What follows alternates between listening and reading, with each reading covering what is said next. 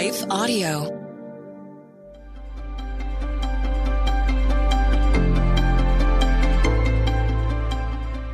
Welcome to the Crosswalk Devotional. We are glad to have you listening with us. Today's topic is about how to face seasons of uncertainty. We'll return with the devotional after a brief message from one of our sponsors.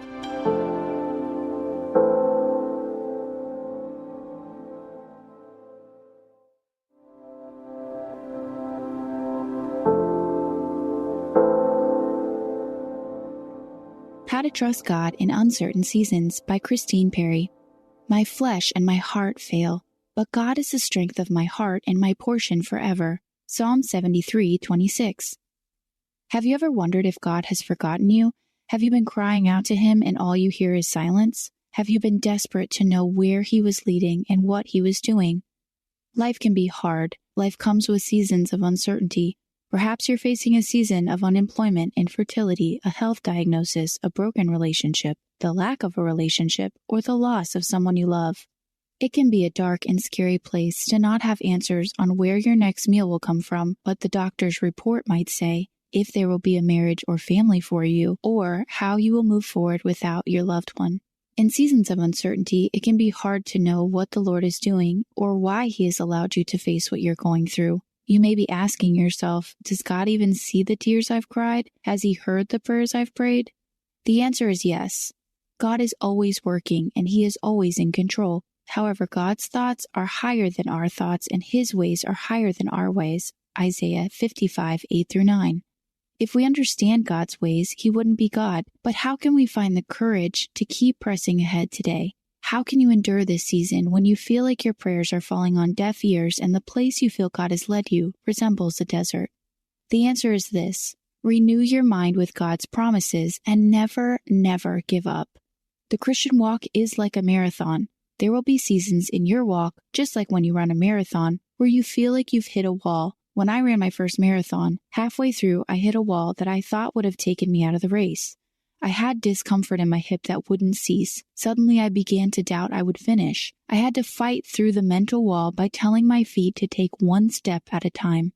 Eventually, I got to mile 17, where I had a friend who I could see cheering for me. Her presence and words of encouragement bolstered my resolve to keep running.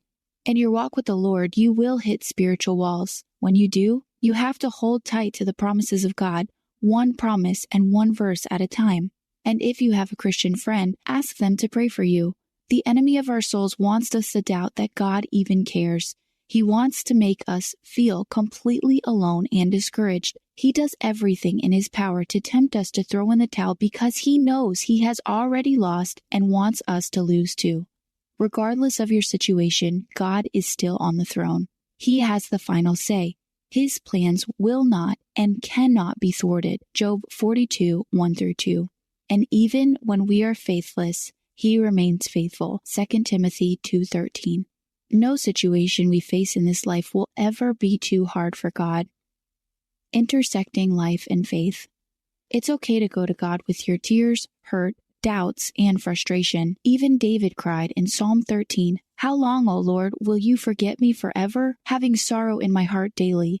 God not only handles our emotions, but He also sympathizes with us. Hebrews 4:14-16. However, we also need to realize we are in a spiritual fight. In Matthew 4:1-11, before Jesus' ministry officially started, Satan tempted Him in the desert. Jesus fought every single one of the enemy's tactics with the Word of God. Spend time with the Lord today, praying and holding on to His promises. Ask God to help you to continue believing He is a good, kind, compassionate Father who wants your very best.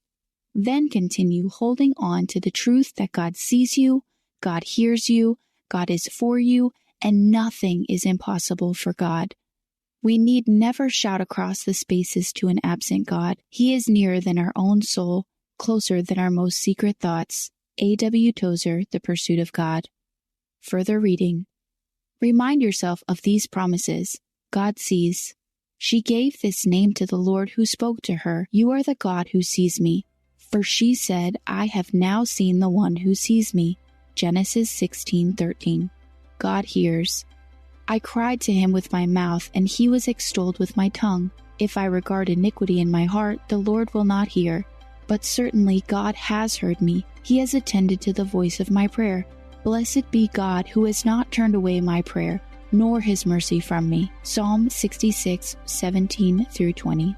God is for you. What then shall we say to these things? If God is for us, who can be against us? Romans 8:31. Nothing is impossible for God, for with God nothing will be impossible. Luke 1:37. The Crosswalk Devotional is a production of Life Audio and Salem Media. If you liked what you heard today, please take a second to rate and review this podcast in your favorite podcast app so that more listeners like you can find the show.